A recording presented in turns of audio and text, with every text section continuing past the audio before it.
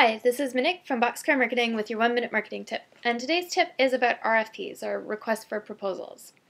So there are a couple of things that happen when, especially large organizations, ask for proposals from multiple vendors. And usually I find this around website designs or rebranding campaigns.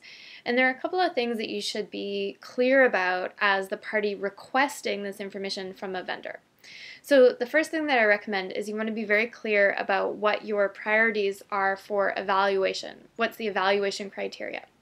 I also think it's important to let people know how many other vendors you're approaching so that they get an understanding of what the competition is and what your seriousness level is in terms of approaching them. So open RFPs, I know that you don't know, but in the case where you're contacting 3 vendors, 5 vendors, 2 vendors, it's important that those parties have an understanding of who they're competing with or how they're going to be compared.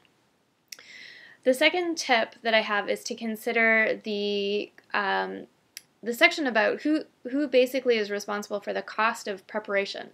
So when you are requesting proposals from agencies or freelancers or smaller companies, you're basically asking them to do a huge amount of work in order to present something to you so that you can evaluate it.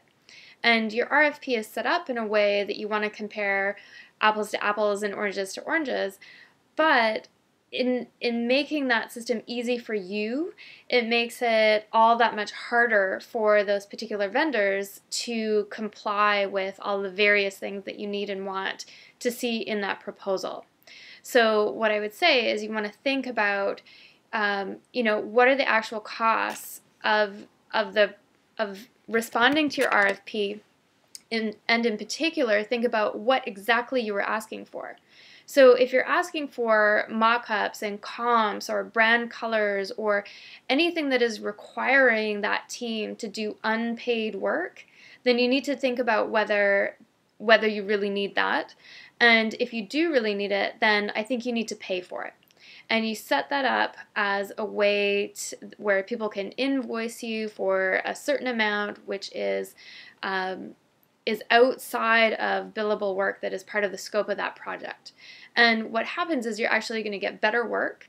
You're going to refine your list from the beginning in order to narrow down how many vendors you're approaching, and you're going to have people thinking critically about what you're asking for rather than sort of going through the dredges of their archive in order to provide you something quickly that also they're okay with sort of giving up without really having a relationship with you or having any understanding of how to best respond to the tone or personality or voice that you are looking for.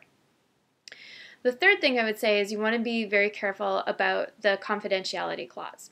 So if you're asking vendors to share information or early specs on projects or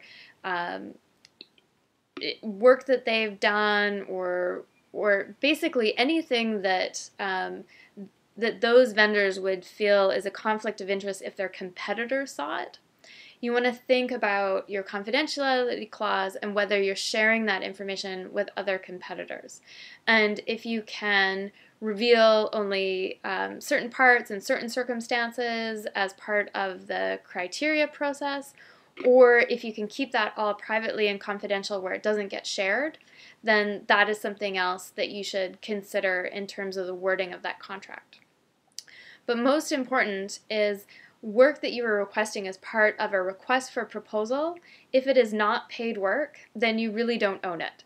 So as part of your request, you can't demand that you own that work that is basically spec work. It's work that's done without a contract, and it's work that could be potentially reused for any other client.